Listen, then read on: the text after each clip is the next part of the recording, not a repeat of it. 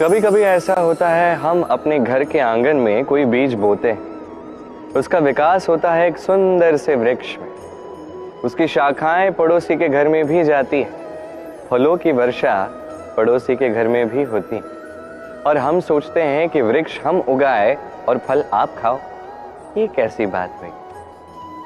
आपको ये बात समझनी होगी कि ये भौतिक वस्तुएं, सांसारिक वस्तुएं। कभी अपने घर के आंगन में प्रेम का वृक्ष उगाकर देखिए, उसकी भी शाखाएं पड़ोसी के घर में जाएंगी, फलों की वर्षा वहां भी होगी, किंतु वो फल मांगने के लिए आपको जाना नहीं पड़ेगा।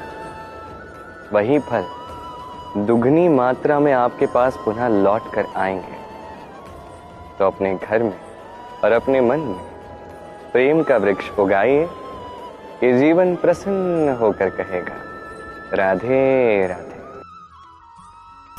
हमारा जीवन एक उपवन की भांति, जहां कांटे भी हैं, पुष्प भी।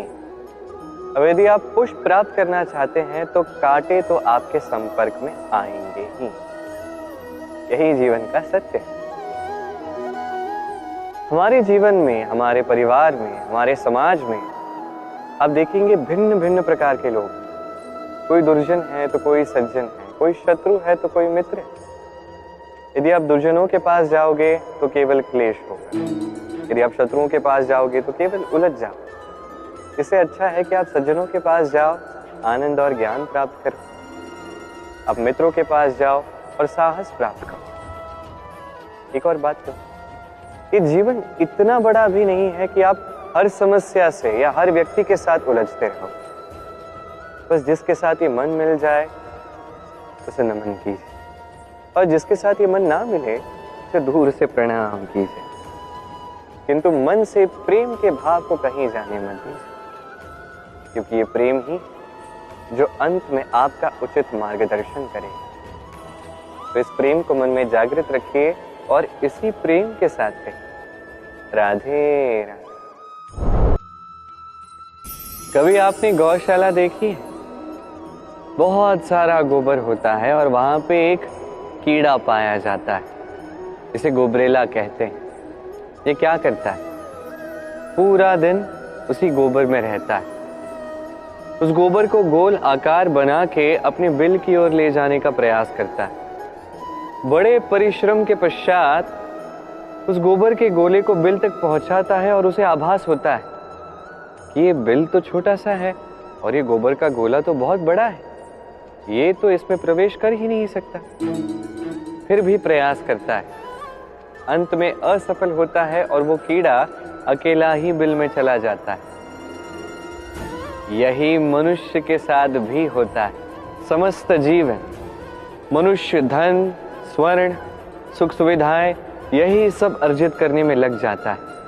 जब समय आता है संसार से चले जाने का, तब उसे आभास होता है कि ये सब तो मैं अपने साथ लेके जा ही नहीं सकता। दुखी होके इस संसार से चला जाता है। इसी स्थान पर यदि मनुष्य किसी निर्धन की सहायता कर देता, किसी दुखी व्यक्ति को हंसा देता, तो संतोष के साथ इस संसार से चला जाता। इस जीवन में धन, स्वर्ण, सुख सुविधाएं आवश्यक है, किंतु यही वास्तविक संपत्ति नहीं है। तो क्या है वास्तविक संपत्ति? स्वयं समझ जाइए और मेरे साथ प्रेम से कहिए, राधे राधे। आपसे बड़ा, आपसे महान वो गुरु क्या आवश्यक है कि कोई व्यक्ति ही हो? कदापि नहीं। गुरु तो एक तत्व है, गुरु तो एक शक्ति है। गुरु यदि व्यक्ति होते तो केवल एक होते, किंतु ऐसा नहीं है। गुरु तो भाव है, गुरु श्रद्धा है। गुरु वो है जो आपके व्यक्तित्व के परिचायक है। गुरु वो है जो आपके व्यक्तित्व के निर्माता है। आपको कब, कहां, किस स्थान पे, किस रूप में गुरु मिल जाएंगे और क्या ज्ञान दे जाएंगे, ये निर्भर करता है आपके भाव पर कि आप सभी को किस प्रकार से अपनाते हैं। यदि आप गुरु को अपनाना चाहते हैं, ज्ञान को अपनाना चाहते हैं, तो आपको श्रद्धा जागृत करनी होगी, सामर्थ्य जागृत करना होगा। आप गुरु और ज्ञान को अपनाना सीख गए तो ये अपने आप ही आपको महान बना देंगे। तो आइए और मेरे साथ प्रेम से कहिए, राधे राधे। समय और धन, एक जो प्रकृति हमें प्रदान करती है, एक जिसे हम स्वयं अर्जित करते हैं। किंतु जब बात आती है इसे गंवाने की तो दोनों को एक साथ गंवा देते हैं। इस समय को यदि आप गिनते रहोगे तो ये वैसे ही नष्ट हो जाएगा, क्योंकि समय को गिनने में जो आप समय व्यतीत करते हो वो भी तो नष्ट होता ही है। इस समय को आप एकत्रित करने का प्रयास करोगे तो वो संभव नहीं। समय के विषय में केवल एक बात है, आप इसका उपयोग करो तो जीवन में वृद्धि होगी। धन के साथ भी यही है। कहा जाता है ना कि धन के उपयोग से धन कमाया जा सकता है। यदि आप इस धन का ध्यान रखेंगे, इसे संभाल के रखेंगे, तो धन आपको संभाल के रखेगा। अब समय हम सभी को निःशुल्क मिलता है।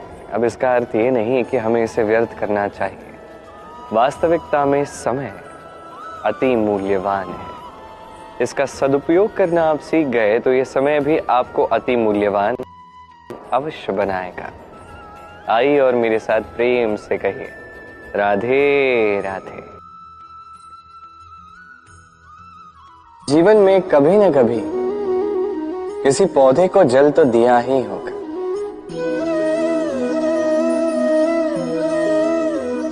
कभी मन में ये प्रश्न नहीं आया कि हम पौधे के पत्तों को, पुष्पों को, डालियों को,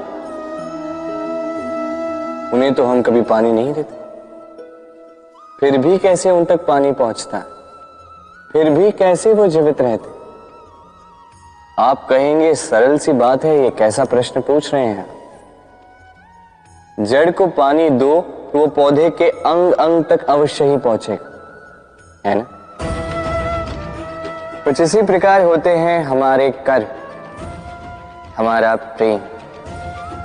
यदि निश्चल भाव से कर्म करोगे, सेवा करोगे, तो किसी न किसी रूप में स्वतः परमात्मा तक पहुंचेगा ही।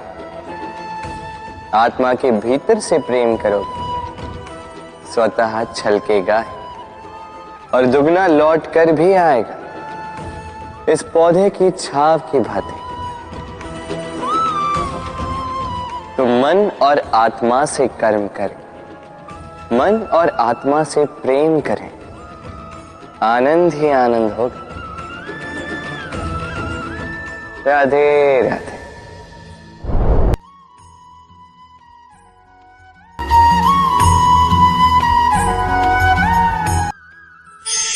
लक्ष्य को पाना कितना कठिन होता है। कोई सोचता होगा कि क्यों है इतना कठिन, क्यों इतना संघर्ष करना पड़ता है लक्ष्य को पाने के लिए। ये लक्ष्य सरलता से मेरे पास क्यों नहीं आ जाता। चलिए आपको एक बात बता देता हूं, यदि आपका लक्ष्य कठिन ना हो तो उसे पाना आपके लिए असंभव हो जाएगा।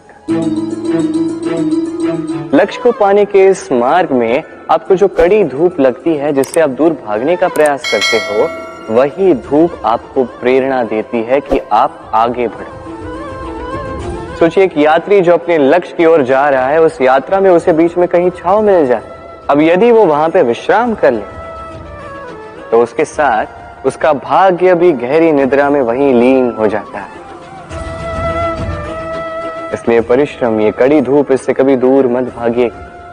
जीवन में केवल आगे बढ़ते जाइए दृढ़ निष्ठा के साथ। और लक्ष्य चाहे सरल हो, कठिन हो, अत्याधिक कठिन हो, एक बात स्मरण रखिए, जिसने भी जीवन में लक्ष्य पाया है उसे लक्ष्य पाने का पश्चाताप तो कभी नहीं रहा।